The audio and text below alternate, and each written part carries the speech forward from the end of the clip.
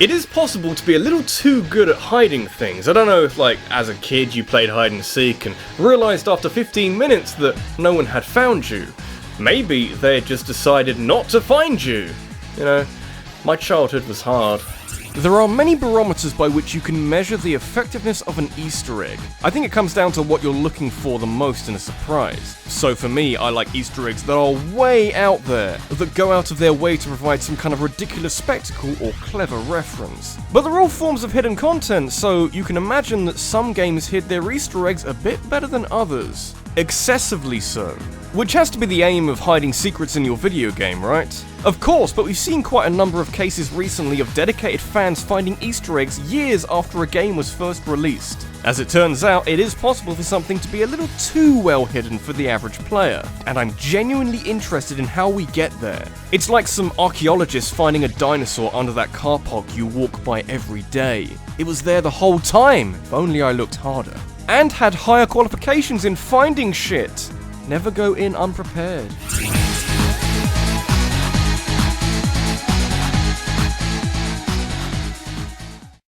If you have the capacity as a games developer, or maybe just the person who writes all of the code, you have a great opportunity there to hide things within a video game that people are going to struggle to find under normal circumstances. Sure, people can data mine games into oblivion now if the idea of a wild goose chase sickens you, but even as a spectator, I get satisfaction from seeing someone find something dumb in a game years after everyone else has forgotten about it. Halo 3 came out in 2007. There was still more to find 6 years later.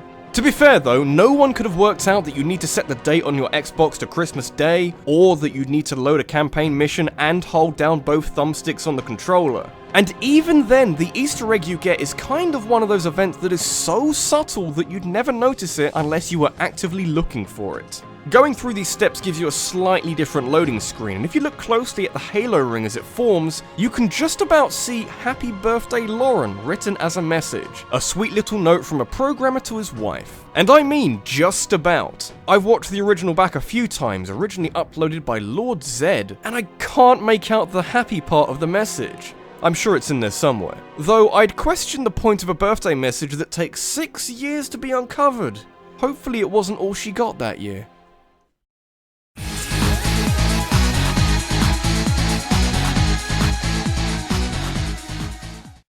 Some Easter eggs are so hard to find that they require a bit of outside help. The birthday message in Halo 3 was hinted at a year prior to its discovery by Bungie employees, and you'd have to wonder if it would have remained hidden without the help.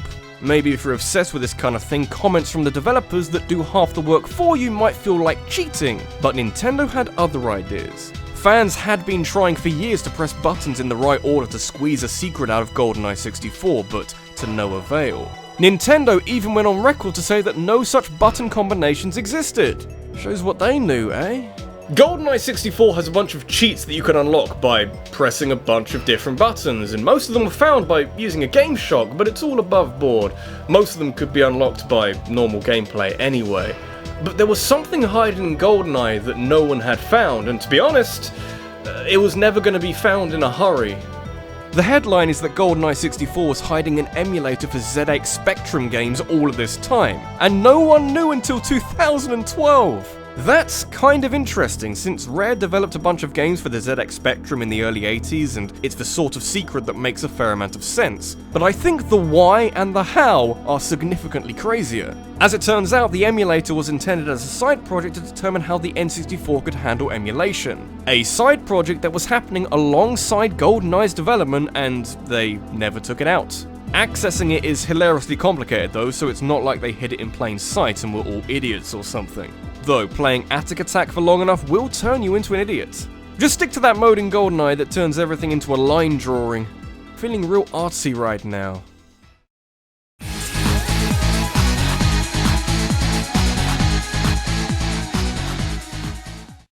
From its inception, the Batman Arkham series was designed to feel like a Batman simulator where you skulk around in the darkness or fly around large cities to your heart's content. Part of the experience is to solve puzzles and riddles, most notably the 9,082 separate Riddler trophies that you can find across the 4 games. But the most challenging riddles are the ones that the games don't frame as something you can work out. These games have gotten very sneaky with the Easter eggs over the years. I remember that hidden room in Arkham Asylum that didn't show up on any maps that teased the next game. People found that one pretty quickly though. Some madman rambling about random dates? Nah, that took a bit longer. The Calendar Man in Batman Arkham City is a criminal who wallows in his cell while reminiscing about the people he's killed on certain holidays like New Year's Day and Valentine's Day. Mostly it's just an insight into this obsessive murderer, but something special happens if you visit him on the 13th of December 2004. Kinda hard to do without fiddling with your console's clock. Calendar Man becomes incredibly cryptic about the end of days and being there at the beginning and at the end. The date is important because it's when Rocksteady was founded, and they were also the ones who dropped a massive hint of this Easter egg existing with a video that basically says, "Hey guys, this guy says some cryptic shit somehow. Go find out how he got here." Not the best reward in the end, but finding out 3 years later that you had to set the date to 5 years before the game even came out, that is just madness. The real madmen were the developers after all. Maybe they should be in a cell instead.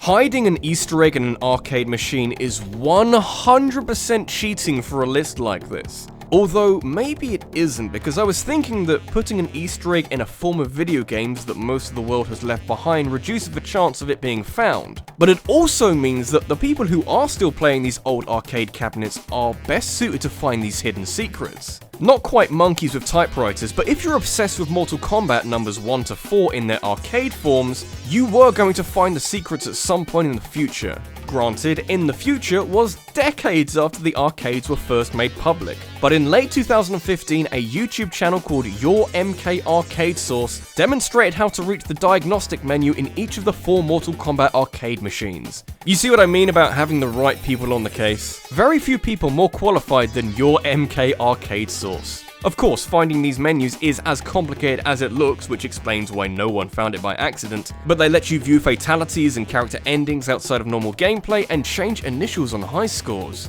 If it was intended as a diagnostic menu, someone must have been told about it at some point, which means they told no one. That is powerful knowledge to have. Bear in mind that Mortal Kombat became a series that wrapped itself up in hidden references and secret characters, and that none of them became a reality in the form that might have been expected. So it is genuinely satisfying to see that some form of Mortal Kombat media was hiding something fun. Although it did take a very long time for anyone to find it, so maybe for the next one, make it a little bit easier to find, just a little bit easier.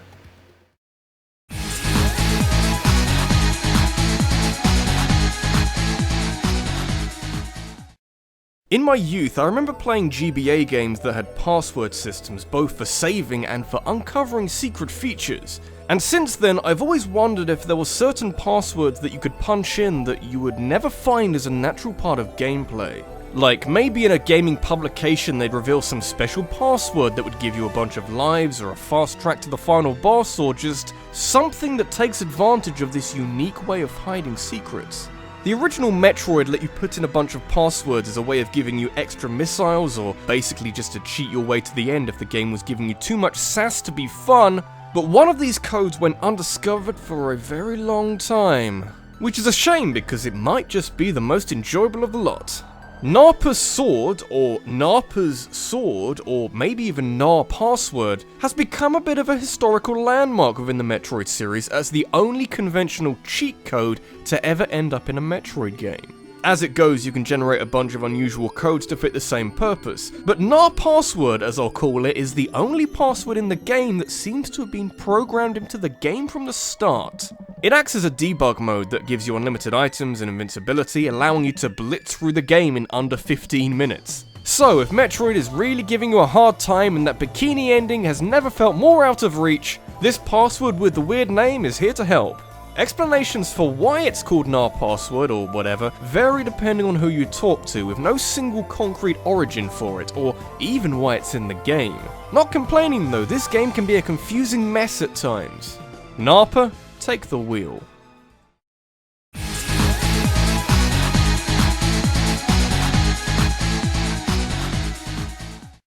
There's more than one way of keeping an Easter egg hidden within a video game. You can hide it behind some specific button presses or an invisible wall, or exponentially increasing odds against your favour, which are all good ways of ensuring that you know something that none of your players know, but this all sounds like a lot of effort. Like, is there a way of hiding dumb shit in your video game without bothering too much with intricate coding? Why yes, there is.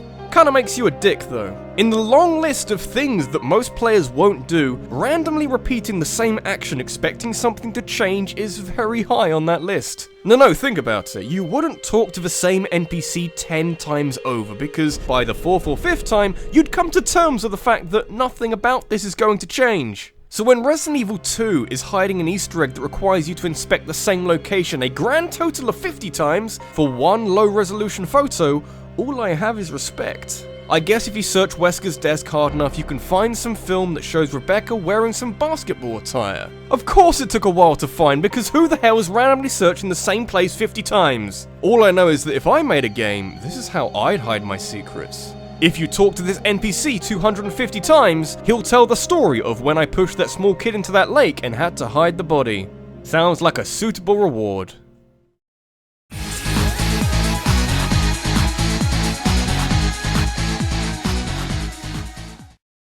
The reviews for Wave Race 64 found plenty about the game to praise, and that's reassuring for reviewers across the world because it is a fun game. It was being promoted as F-Zero on the water, which I'm sure was encouraging when it first came out, but all I'm getting from that now is that both games need new installments, but Nintendo don't think so. So now that everyone's depressed with life, we need something to really drive home that sense of self-loathing, but unfortunately, the announcer in Wave Race 64 is far too positive. What we need is a bunch of button inputs that change out the announcer for someone more appropriate. Oh, would you look at that?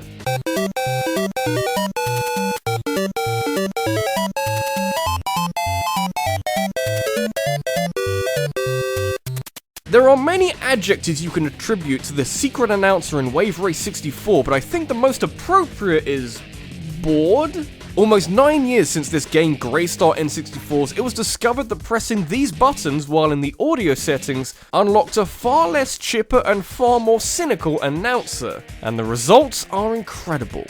You've betrayed what little trust I'd put in you. Is that the best you could do?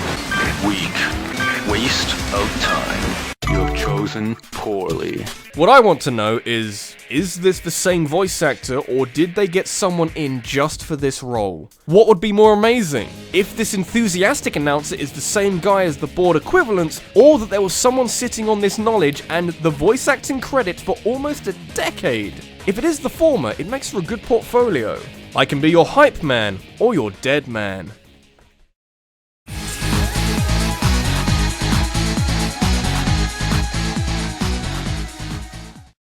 What would constitute a disappointing Easter egg? I imagine where you've been searching for years, more in hope than expectation, and you find something but it's quite lackluster.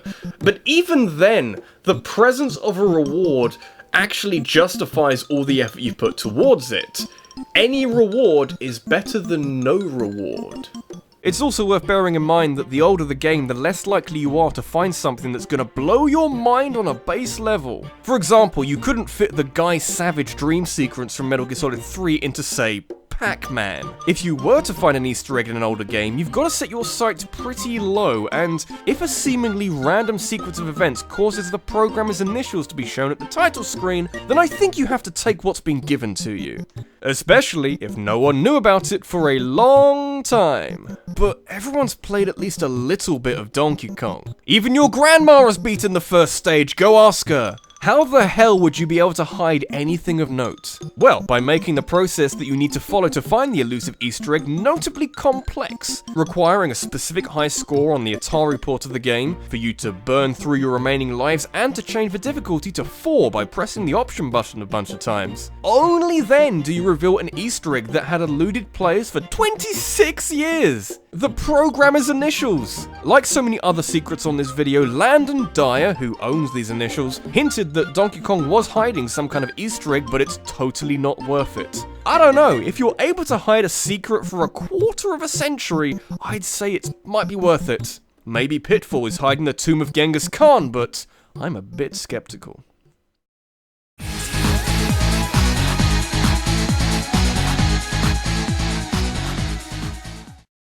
It's hard to believe nowadays, considering the secretive nature of how Zelda games have operated in the last 3 decades, that there was a time in the 90s when readers of Nintendo Power had the chance to have their name programmed into a future NES game.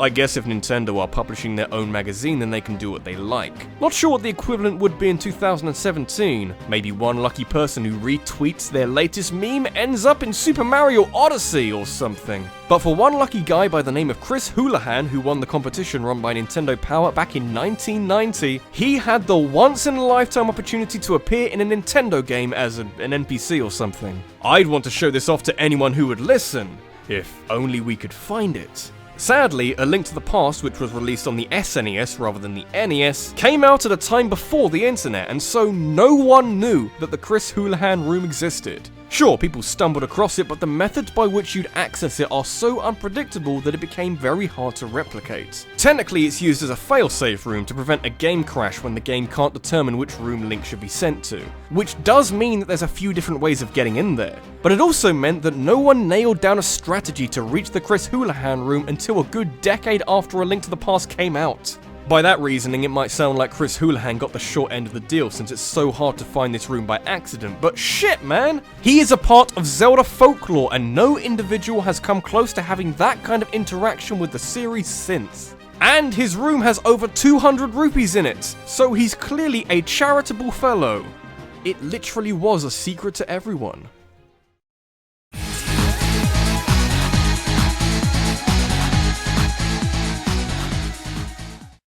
When I think of an Easter egg that took a while to be fully discovered, I imagine a secret that exists somewhere within the game's code, but the method by which you access it is one that takes a surreal amount of trial and error. An Easter egg that rewards years of investigation and obsession. Potentially, every game is hiding an Easter egg that hasn't been discovered yet. Maybe there's lines of code that haven't been searched as hard as others. Or, if you want something slightly more psychotic, you could always spend years trying to piece together a confusing riddle in a bike racing game. Where else would you find it? Trials HD doesn't try particularly hard to hide the raw ingredients to its infamous riddle, but what are ingredients without a recipe to follow?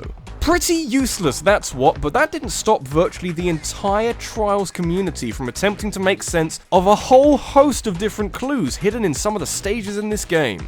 You've got things written in binary, random wooden structures, cave paintings, the year 1452, the number 42, the golden ratio, and a bunch of other things that on a surface level seem to exist solely to confuse anyone trying to solve the mystery. But oh man, it does fit together. And the answer to the riddle is absolute insanity. The clues all point to a sense of human discovery and mystery. Leonardo da Vinci comes up a lot, as does Charles Darwin and Stanley Kubrick, funnily enough. But it's all in pursuit of determining the meaning of life, hence the number 42. In a way, it acts as a highlight reel of humanity's greatest minds in their pursuit of knowledge, and trying to understand parts of the world that were previously so inaccessible. In the end, the riddle answers what the meaning of life is with the answering of questions. Every clue is either an unanswered question or a reference to someone who discovered a lot of answers to a lot of questions. And it took 3 years to work out. Not bad, guys. Let's remember Luigi, and there's potentially an issue with constructing a massive riddle for people to follow, because you may lose people on the way, and there's also the problem that the solution might not justify all the effort put into it, but the people behind Trials knew what they were doing. Bear in mind that this is coming from a game where a biker ragdolls off of a cliff and it is funny and hilarious. It is the smartest kind of stupid.